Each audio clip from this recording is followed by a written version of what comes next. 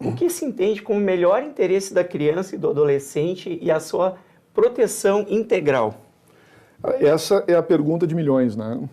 Porque o que nós temos que pensar sempre? A gente vai olhar para o Estatuto da Criança e do Adolescente, a gente vai olhar para a Lei de Diretrizes e Bases da Educação, e a gente vai ver que essas legislações básicas, a própria Declaração dos Direitos da Criança e do Adolescente, uma declaração internacional, né, feita pela Unicef, ONU, que o Brasil é signatário, elas acabam acolhendo e traduzindo aquilo que está lá na Constituição Federal como sendo um direito fundamental, lá no artigo 227.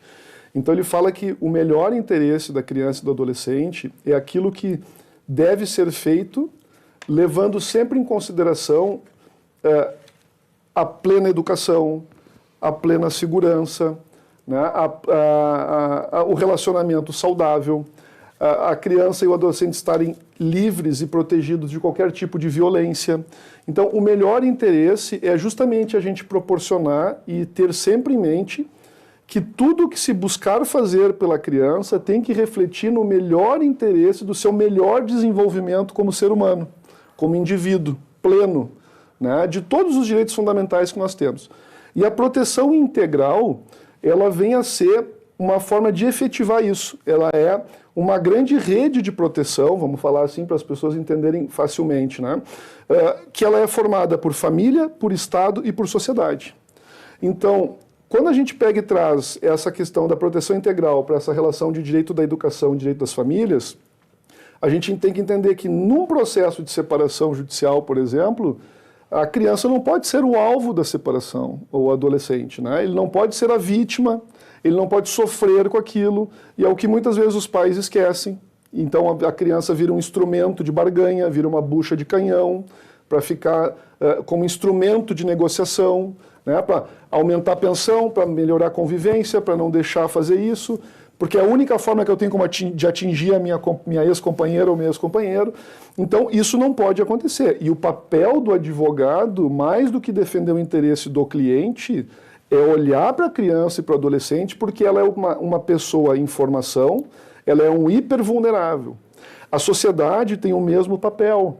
Ela tem que olhar para todas as situações que ela vivencia e que ela constata de crianças e adolescentes em situações de risco, e aí os riscos são dos mais variados, é físico, é psicológico, é um abandono intelectual, né, é uma má condição de moradia, uma desnutrição, aquela criança de 7, 8 anos que passa o dia sozinha dentro de casa, né, tu tem a família, a sociedade e o Estado. O Estado está lá representado pelo Ministério Público, que é quem tem que efetivar, né, as políticas públicas que são criadas pela União, ou pelos estados mesmo, para dar esses direitos todos e essa proteção à criança. E no contexto da escola, a escola acaba sendo o Estado também. Porque só existe escola particular porque o Estado, a União, né, o ente estatal, ele autorizou que um particular explorasse a atividade de ensino. Por quê? Porque ele não dá conta de oferecer a escola pública gratuita como é estabelecido na Constituição. É direito da criança e do adolescente o acesso e a permanência na escola e é o dever do Estado proporcionar isso.